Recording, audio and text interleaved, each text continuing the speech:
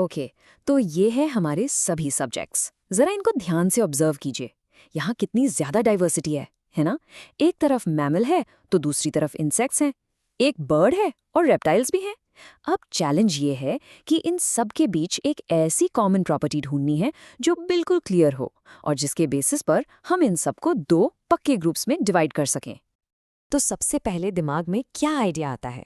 अक्सर स्टूडेंट्स सोचते हैं कि चलो इनके हैबिटेट के बेसिस पे ग्रुप करते हैं। मतलब ये रहते कहाँ हैं, लैंड पर या वाटर में?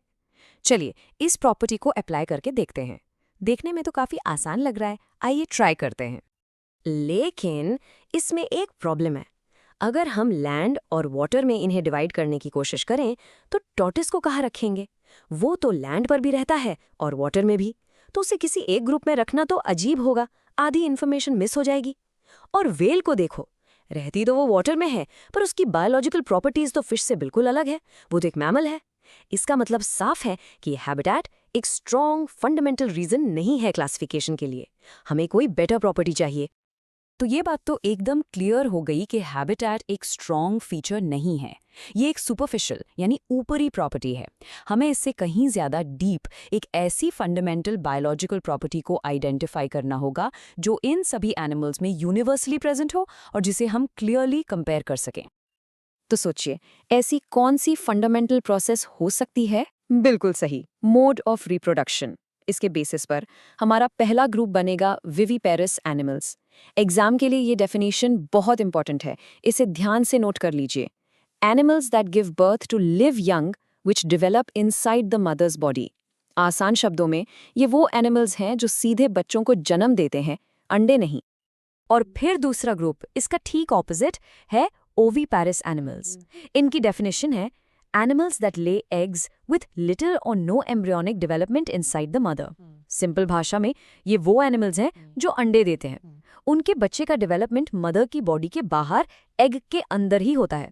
अब देखिए, हमारे पास क्लासिफिकेशन के लिए एकदम सॉलिड, बिल्कुल क्लियर फैक्टर आ गया है। चलिए अब जब हमारे पास हमारा स्ट्रॉन्ग फीचर है तो इन दोनों ग्रुप्स को फिल करना शुरू करते हैं।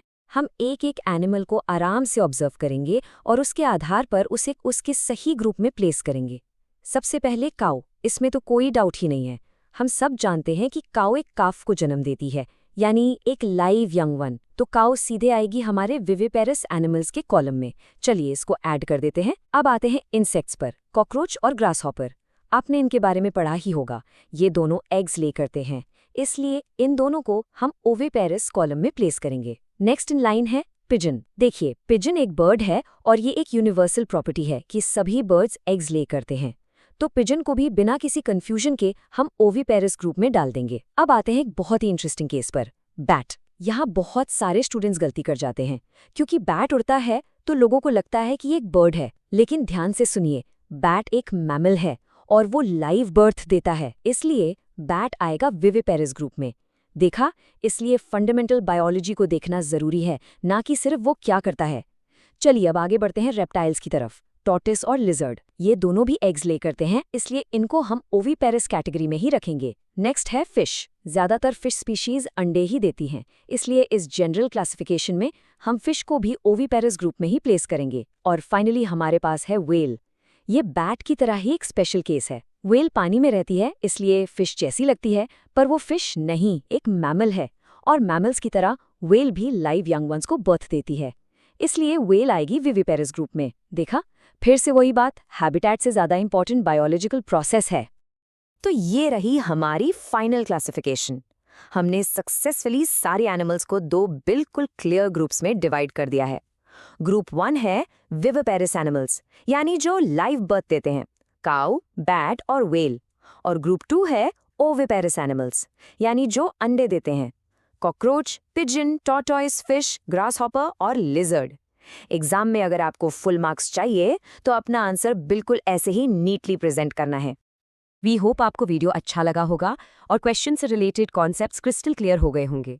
Will see you in next video. Till then, tata, bye bye.